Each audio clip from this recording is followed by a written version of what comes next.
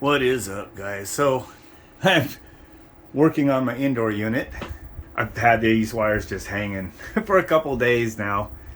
And it's just got the fan on all the time, and I just got the adjuster up there.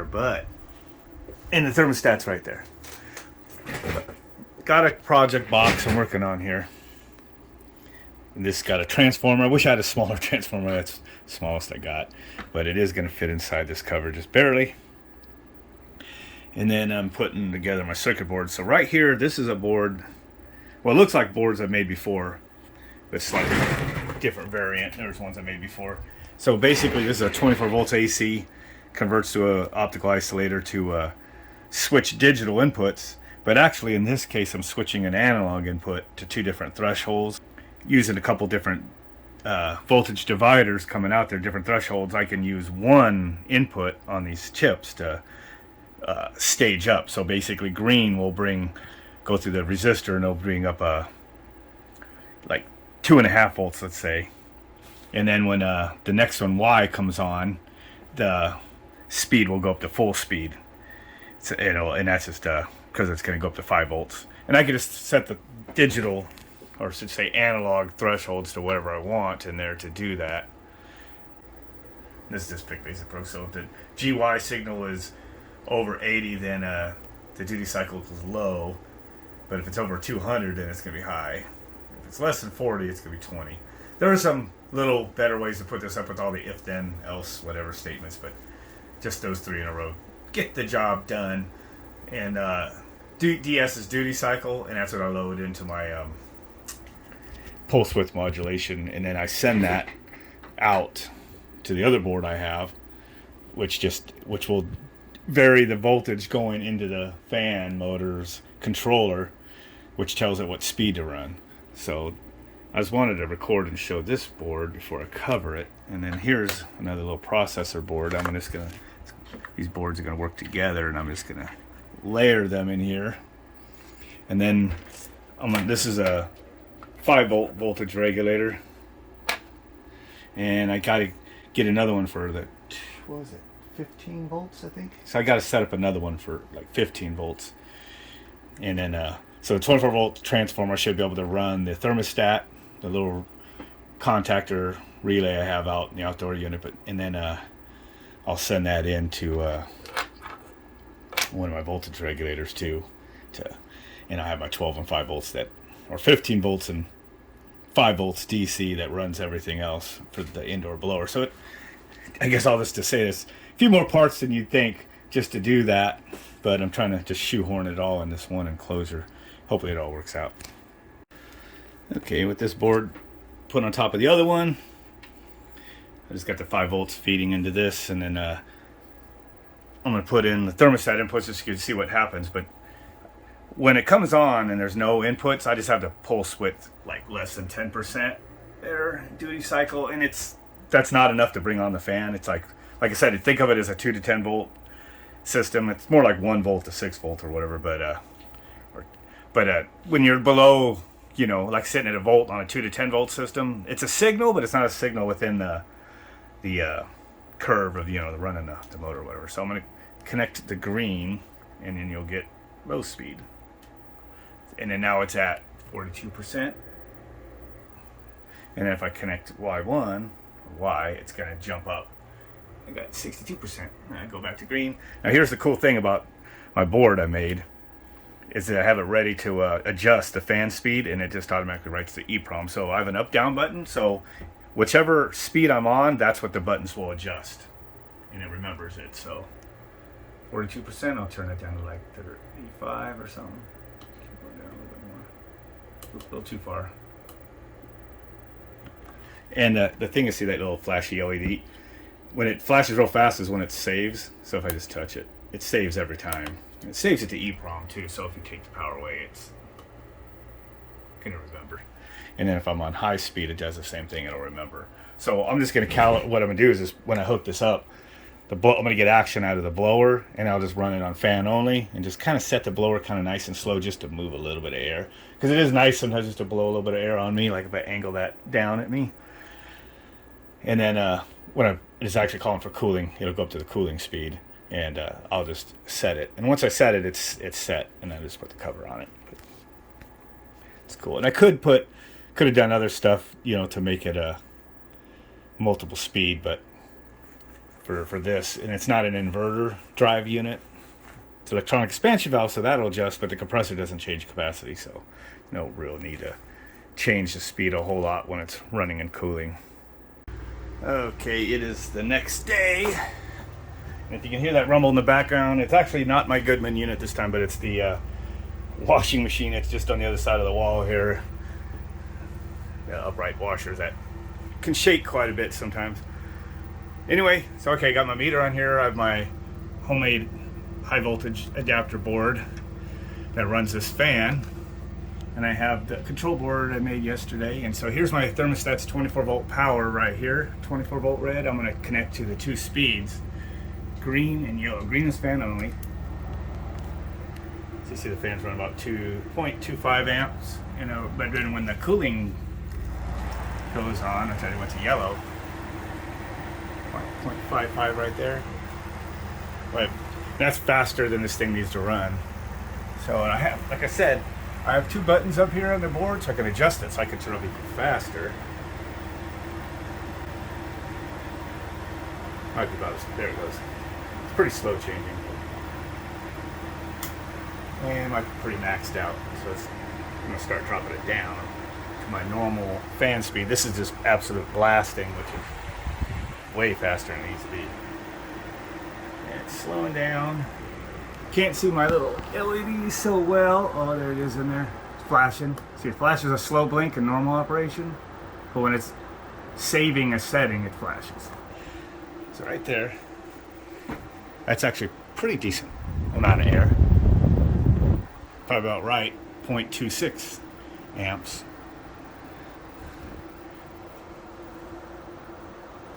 So, which is about what my low speed is at. So now I need to connect this back to fan only.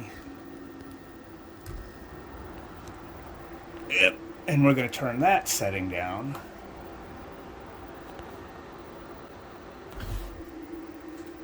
To where it's just a nice slow speed for fan only. Just to have a little bit of air. You got a little too far there.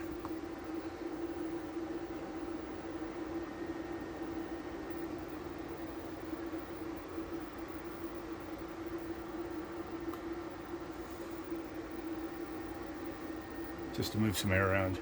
That cycles off. And if I run continuous fan, Cool. So, all right. So this is set.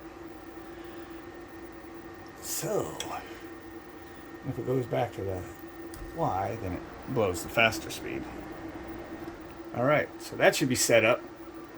I'll turn my power off now. So basically, this part should be about done.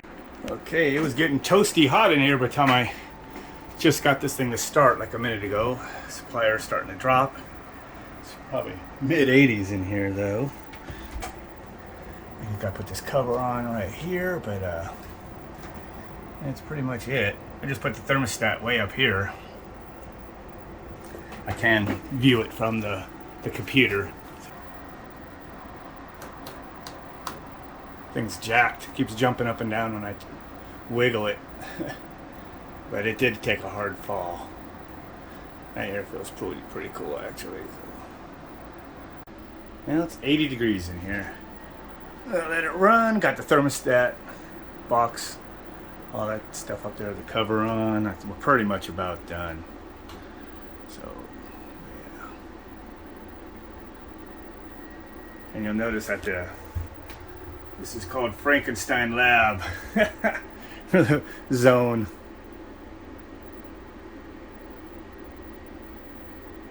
Pretty cheesy thing here.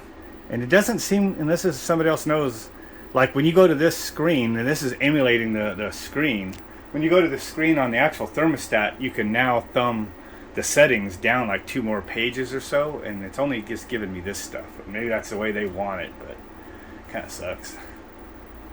I don't even see the time and date on here, so does that mean you can't set the time and date from through the website?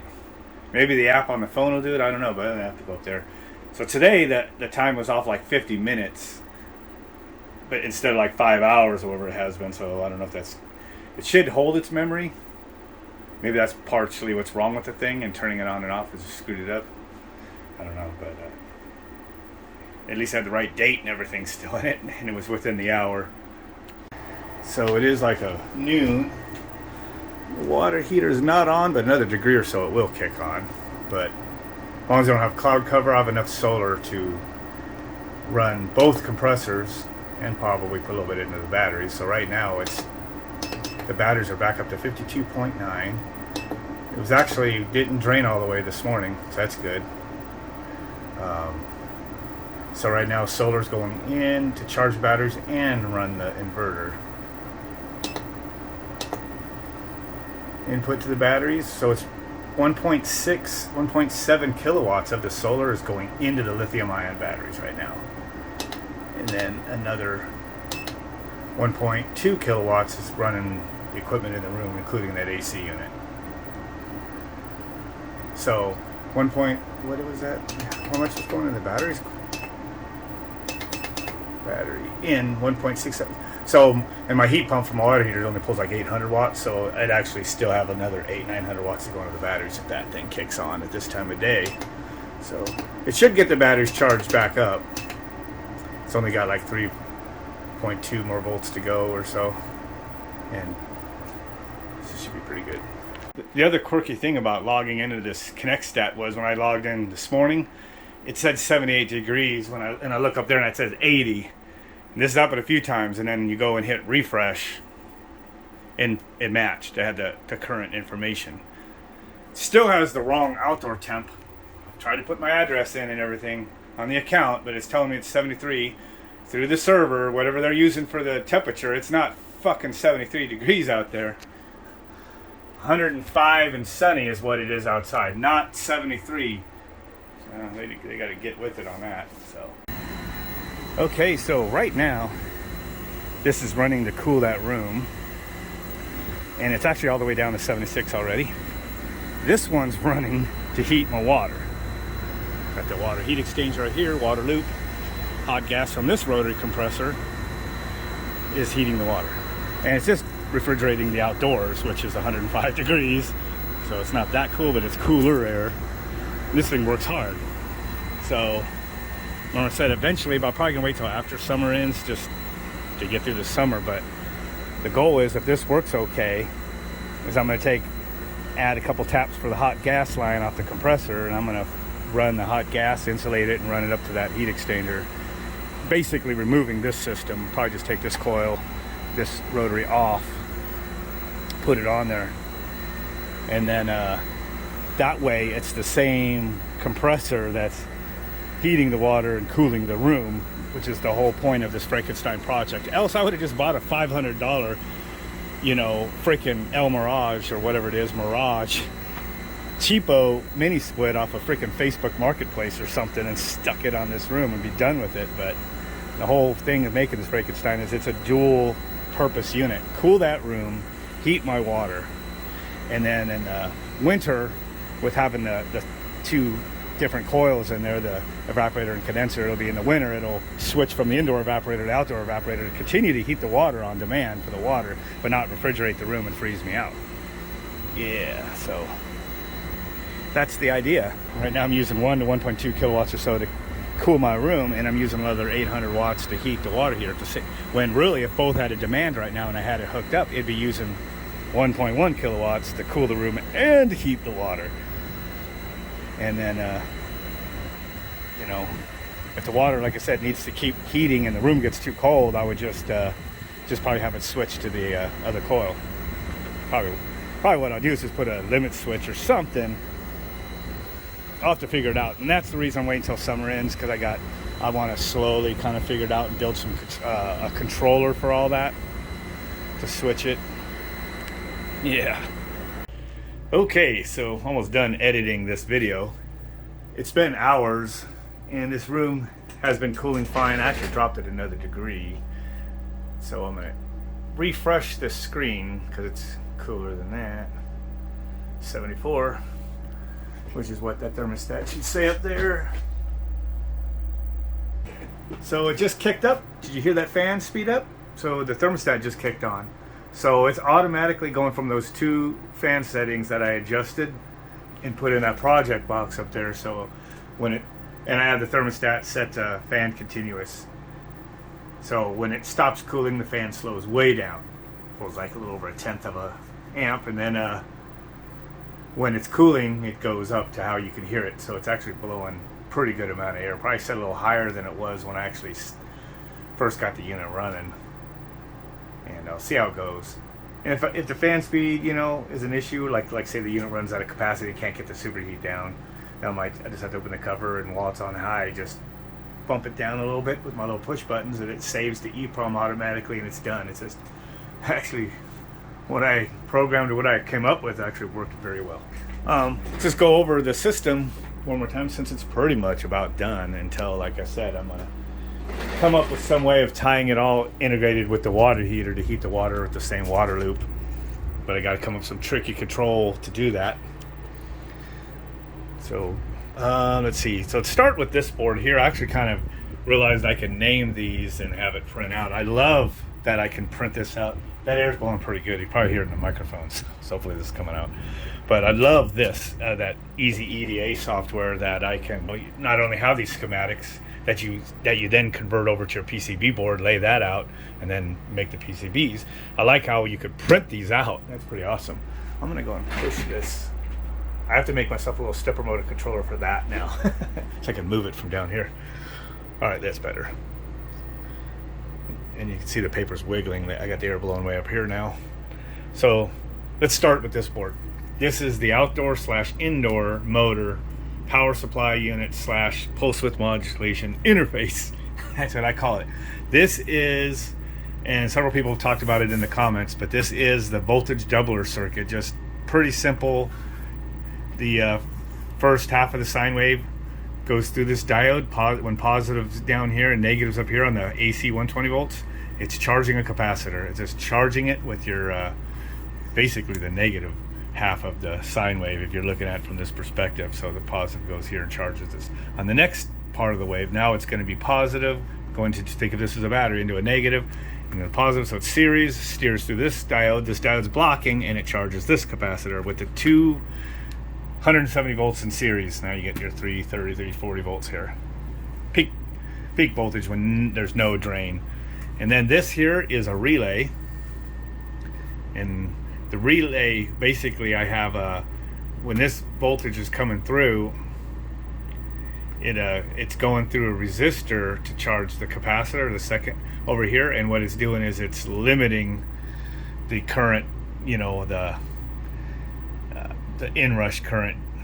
I probably didn't need it for that amount of capacitors as long as I beefed up the circuit board with a lot of solder like I did, but I want to see if I could do it, and I did it. So it's just, this is a current limiting resistor. It just takes like a second or so to get the capacitor to charge instead of instantly, and so it won't pop traces, doesn't pull as much of a peak surge when you plug it in.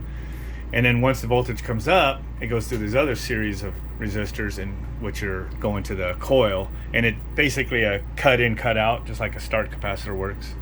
The voltage has to be a little high to get to pull in, and the voltage drops quite a bit lower before it actually drops out. So once it's powered up, it effectively holds the relay closed, and now the power is going straight through the relay over to the second capacitor. And that goes to these two legs, plus in common, which is your 300 volts going to the motors. Both the motors run at about 300 to 330 volts DC, which is what you would get if you just had a rectifier on your 208 to 230 volts AC line that they're made for. I'm running them on 120 volts, and that's why I had to do that. The reason 120 is because my system's running on a 120 volt solar inverter charger. Then the other part of my circuit, which I had to change today, I had to add these two resistors here to lower the 15 volts. Remember that earlier I showed you how to make a 15 volt power supply. This one leg here going in, and I have a couple taps, I don't show it, but I drilled a couple holes in that other 15 volt power supply, feeding in these from between here and common, feeds the circuitry and in these electronic motors that it needs for control voltage. Then you take that same voltage and you kind of do a 1 to 6 volt whatever input on this speed command So that's why I'm dividing this with two 10Ks. It kind of drops it in half to like 7.5 volts. Depending on what kind of load it has, it could be sagging a little more than that, but it's working. So that's voltage divider is dropping that control voltage from 15 down in half before it feeds the inlet of my optical isolator. This is my pulse width modulation from my control here. It leaves, actually not this controller, it leaves from here, comes over to this board, and then that's how the pulse width modulation, how much percentage of that voltage is going in to tell the fan to run at that speed. And then, so this is in that, I have two of these boards. One of them's on the outdoor unit running the outdoor fan. It's actually in the outdoor unit, it's getting fed from pulse width modulation. Where is it? Outdoor coil? Nope. Outdoor motor, here it is. This right here, this 2-pin goes to this 2-pin on this board. So this controller right here is what controls my steppers and all that stuff. It also sent into this fan motor board. And then I have another one of those fan motor boards put in this unit, which you saw a few minutes ago. And it's getting from this board. This simple board has just I'm only using two of the buttons. These two buttons just to set my speed. And then here's an LED, and then here's this socket here, which just comes from here. It's just a connection. It goes from here to here. And this board here is how I'm taking 24 volts AC from your thermostat. There's common, and here's an optical isolator, so you see how it's isolated. That side's AC 24 volts, this side's your DC voltage of your microprocessor. So basically you have your AC voltage gets clipped in the DC, and then it's charging a capacitor, so it's steady DC, and then I have a current limiting resistor, so it puts the right amount through the photo, LED inside. So this just basically has illuminates when that 24 volt AC goes on, and this one illuminates when this one. So one's green and one's yellow, basically from the thermostat. And then over here, this one's obviously green because I'm dropping the 5 volts. I always have a 10K resistor to common, or to the output on both of these. And then when just green comes on, then it's the 5 volts is being voltage divided. So it's like 2.5 volts. Remember I was saying about 2.5 volts is going to the input of this chip. And then when Y, 24 volts on Y turns on, when it's actually actively cooling, then this puts a full 5 volts up to this with no resistor, so it pulls this up to 5 volts. And then that in the programming, I look at that. I just look if this is like, digital counts on the analog input is this, I know the fan's running. If it's this threshold, now I know it's calling for cooling. And then that's how this is looking at that, and it adjusts the pulse width modulation out. So I'm kind of rambling a little bit, but that's basically the circuits I built to make this system run. 2 of these boards and then 1 of each of these. So that's 5 circuit boards, I guess, that I had to etch and put on out there. And of course the one, there's one board missing actually. I didn't print it. I forgot. So there's a 6th board. That's this one actually, which is the stepper motor driver boards. Actually, it's this. And I just have a board that just holds 2 of these stepper motor drivers to go to the 2 stepper motors out there, which you guys have seen. So anyway, this just went to sleep. I'm gonna finish editing the video, and we'll let this run. But it's been cooling with the stepper motors for like a couple days now, and then with just this fan on continuous. And then today I got this all slapped together, and it's been running, for hours like that, and it's been cycling. So I think it's pretty much done until I modify it again for the water heater. So with that, don't forget to like and subscribe, share the videos. We'll catch you guys later.